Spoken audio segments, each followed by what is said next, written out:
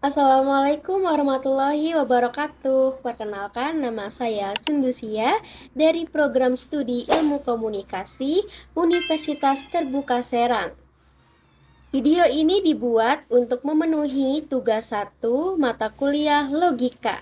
Di sini saya akan menjelaskan pembagian rem dan menjelaskan sesat pikir beserta contohnya. Rem itu banyak sekali macam dan juga pembagiannya. Namun saya akan menjelaskan pembagian rem yang sudah saya pelajari pada modul logika ISIP 4211. Di sini disebutkan bahwa ada 4 macam rem, yaitu rem berdasarkan konotasi, rem berdasarkan denotasi, rem berdasarkan predikamen, dan rem berdasarkan predikabel. Yang pertama yaitu rem berdasarkan konotasi, adalah istilah yang maknanya dipengaruhi oleh emosi, persepsi, atau penilaian subjektif yang muncul saat istilah itu digunakan, bukan hanya arti literalnya saja. Contohnya, Dinda merupakan anak emas dalam keluarganya. Kata anak emas di sini memiliki makna anak yang paling disayang. Yang kedua, yaitu term berdasarkan denotasi, adalah istilah yang dimaknai sesuai arti literal, faktual, dan formal tanpa tambahan makna emosional, nilai, atau persepsi pribadi dan bersifat netral dan objektif. Digunakan untuk komunikasi yang mengutamakan kejelasan dan kesepakatan makna. Denotasi di sini berbeda dengan konotasi. Di sini kita membicarakan makna literal, bukan perasaan yang menempel pada kata itu. Contohnya, Adi memetik buah rambutan yang masih hijau. Kata hijau di sini memiliki makna muda. Yang ketiga yaitu term berdasarkan predikamen. Term berdasarkan predikamen adalah kategori-kategori dasar yang digunakan untuk mengklasifikasikan segala sesuatu yang ada. Term berdasarkan predikamen dibedakan menjadi dua macam, yaitu predikamen substansi dan predikamen aksidensia. Predikamen substansi merupakan hakikat zat yang terdapat dalam diri yang dapat berdiri sendiri. Contohnya seperti manusia, hewan, pohon. Sedangkan predikamen aksidensia merupakan peserta zat sebagai pemberi bentuk yang tidak dapat berdiri sendiri. Ia terdiri dari 9 sifat, diantaranya yaitu kuantitas. Kuantitas yaitu jumlah atau ukuran, misalnya tinggi 5 meter. Yang kedua yaitu kualitas. Kualitas yaitu sifat, misalnya cerdas, sombong.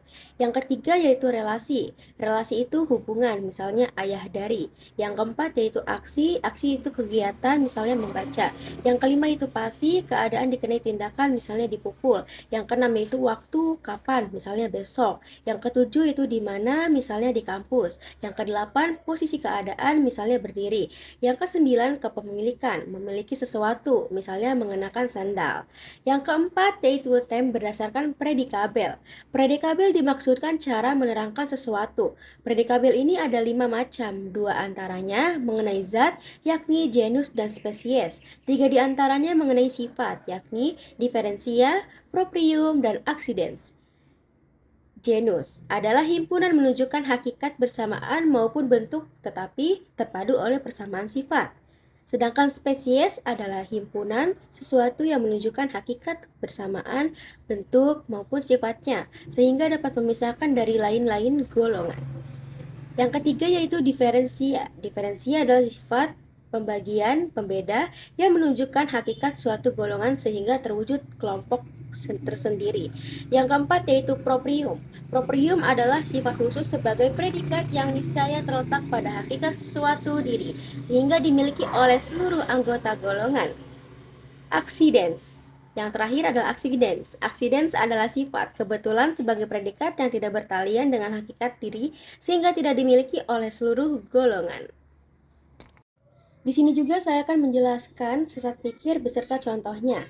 Sesat pikir adalah kekeliruan dalam penalaran berupa pembuatan kesimpulan dengan langkah-langkah yang tidak sah karena melanggar kaidah-kaidah logika maupun berupa perbincangan yang bercorak menyesatkan karena sengaja atau tidak disengaja yang memasukkan hal-hal yang membuat kesimpulannya tidak sah.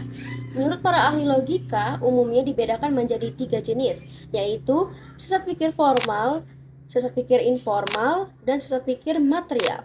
Sesat pikir formal adalah kekeliruan penalaran berdasarkan bentuk atau sering juga disebut dengan sesat pikir menurut logika atau logika fallacies. Sesat pikir ini banyak ragamnya, salah satunya misalnya mengiyakan suatu pilihan dalam suatu susunan pikir pengetahuan yang merangkum. Strukturnya yaitu jika P maka Q, Q terjadi maka P benar. Ini termasuk salah secara logika. Contoh konkretnya yaitu jika hujan, jalanan basah maka hujan. Kesalahannya di sini, jalanan bisa basah karena alasan lain, seperti disiram, banjir, dan lain-lain, tidak selalu karena hujan. Yang kedua yaitu sesat pikir verbal.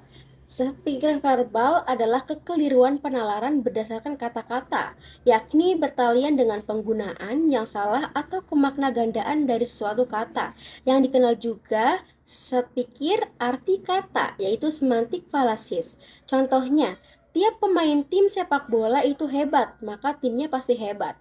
Belum tentu, walau tiap pemain hebat, kerja sama tim bisa saja buruk. Yang ketiga yaitu sesat pikir material. Sesat pikir material adalah kekeliruan penalaran berdasarkan isi, yaitu menyangkut kenyataan-kenyataan yang sengaja atau tidak disengaja. Contohnya, ad hominem, yaitu menyerang pribadi bukan argumen. Contohnya yaitu, kamu tidak usah bicara soal kesehatan, kamu kan bukan dokter. Salahnya di mana? Salahnya di sini, menolak argumen orang karena siapa yang bicara bukan apa yang dikatakannya. Faktanya, meski bukan dokter, argumennya bisa saja benar. Lalu, bagaimana caranya biar nggak terjebak ke logika fallacy atau sesat pikir? Yaitu selalu cek logika argumen, masuk akal nggak, ada buktinya nggak. Yang kedua, fokus ke isi argumen, bukan siapa yang ngomong. Yang ketiga, hindari emosi berlebihan waktu berdiskusi. Yang keempat, latihan berpikir kritis dan terbuka dan mendengar pendapat orang lain. Yang kelima, tanya kepada diri sendiri, apa ini benar-benar satu-satunya pilihan atau ada alasan lain. Terima kasih. Assalamualaikum warahmatullahi wabarakatuh.